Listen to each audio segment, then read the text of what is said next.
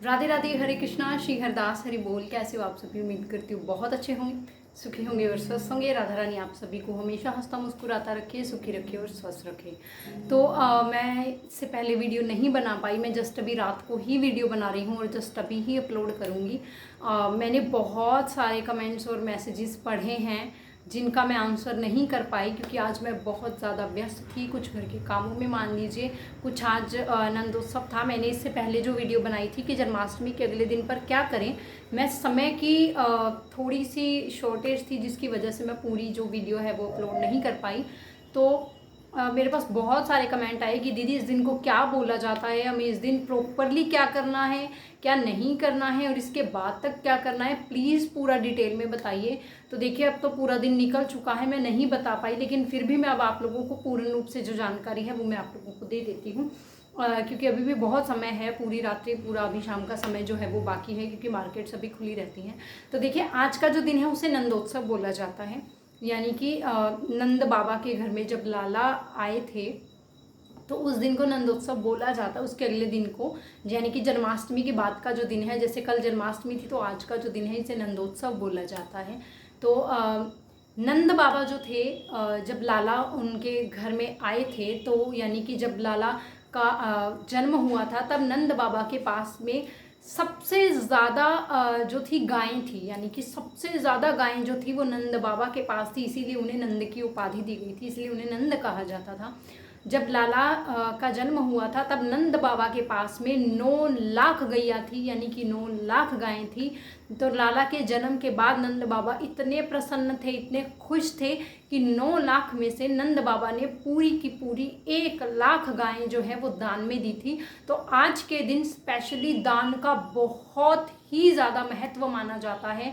लड्डू गोपाल के जन्म के अगले दिन जब हम नंदोत्सव मनाते हैं तो इस दिन बहुत महत्व है कि हम लोग बहुत ज़्यादा दान पुण्य करें। इसका जो फल है हमें हमेशा कई गुना होकर मिलता है। और आप लोगों ने रोहिणी जी के बारे में सुना होगा, रोहिणी मैया के बारे में। तो उनका जो हाथ था, ऐसा कहा जाता है कि दान पुण्य करने में बहुत ज़्यादा खुला हाथ था, यानी वो दोनों हाथों से दान पुण्य करके लुटाती थी। और जब नंद बाबा के घर में हमारे कान्हा जी का जन्म हुआ तो यशोदा मैया ने रोहिणी जी को ये कहा था कि मेरे घर में बहुत समय के बाद जो है लाला का जन्म हुआ है, मुझे पुत्र प्राप्ति हुई है, तो लाला जो है मेरे घर में आए हैं, तो दोनों हाथों से जितना हो सके दान करो, लुटाओ। उसके बाद तो ये मान लीजिए कि जैसे रोहिणी मैया को पंख लग गए और उन्होंने खूब दान पुण्य किया, इतना ज़्यादा दान पुण्य हुआ जिसका कोई वर्णन नहीं है। तो इस दिन दान पुण्य का बहुत महत्व है। आप लोग गौ मैया के लिए तो स्पेशली जाकर दान करें, गौओं को चारा डाल सकते हैं, और भी जितनी गौ माता के लिए सेवा होती हैं आप उन्हें गौशाला में जाकर दान कीजिए, उन्हें मिलिए, उनकी सेवा में, उनके इलाज में, जितना भी बहुत सारी चीज़ें होती हैं गौशाला में, आप लोग उन सब चीज़ों पर जाकर फोकस कीजिए और ज़रूर दान पुण्य कीजिए। गौ माता की सेवा में अपना जो ध्यान है वो लगाइए। ज़रूर आज के दिन में दान पुण्य करना चाहिए। और आज के दिन यदि मेरे पास क्वेश्चन आया था कि दीदी मेरे घर में लाला नए आए हैं तो क्या हमें आज उनको स्नान करवाना है या नहीं करवाना है।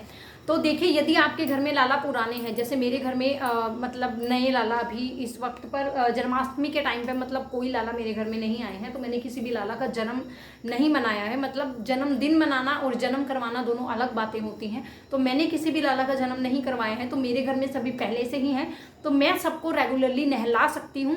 लेकिन एक चीज़ का ध्यान रखें कि आप लाला को, यदि आपके घर में जन्म करवाया है आपने या जन्माष्टमी पर आए हैं, लाला की पहली जन्माष्टमी है, बिल्कुल नए तौर तरीके से आप लोग कर रहे हैं, तो ध्यान रखें कि अब से लेकर छठी तक, यानी कि जब लाला की छठी मनाई जाएगी तब तक आपको लाला को स्नान नहीं करवाना है। बिल्कुल भी इस चीज़ का ध्यान रखें कि जो आपके पुराने लाला हैं, मैंने पिछली वीडियो में भी ये बात बोली थी, पता नहीं उस चीज़ को आप लोगों ने किस तरीके से लिया, समझ में आया या कुछ चीज़ें समझ में नहीं आई। यदि कुछ चीज़ें समझ में नहीं आई तो मैं उसके लिए क्षमा प्रार्थी हूँ, माफ़ी चाहती हूँ।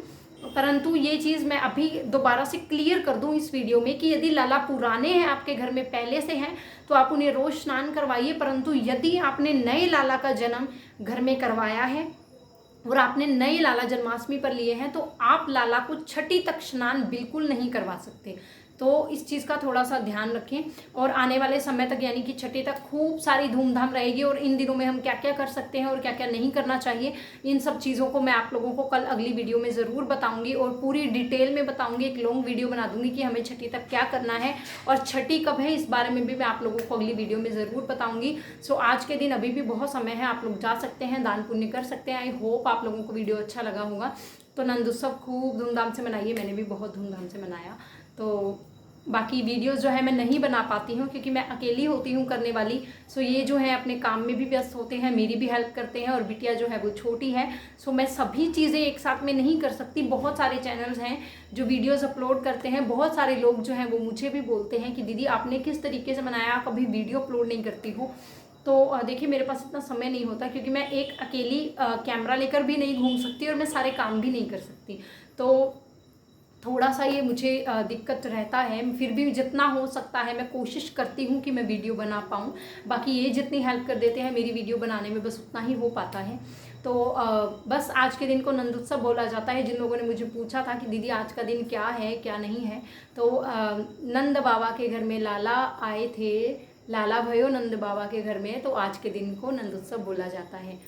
तो दान पुण्य कीजिए गौ माता के लिए, जो भी आप करना चाहते हो दिल से सेवा भाव से। अब आप छठी तक, राधाष्टमी तक, छठी तक खूब दान पुण्य कीजिए, सब चीज़ों का फल आपको कई गुना होकर मिलता है।